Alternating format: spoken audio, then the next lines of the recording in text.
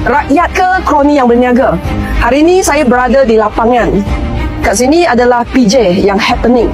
Kalau di PJ yang happening ni pun semua masih kosong, apatah lagi kawasan yang lagi terpencil. 25,000 untuk satu ni. Okeylah, katanya ada LED, ada solar, ada tingkap hidrolik.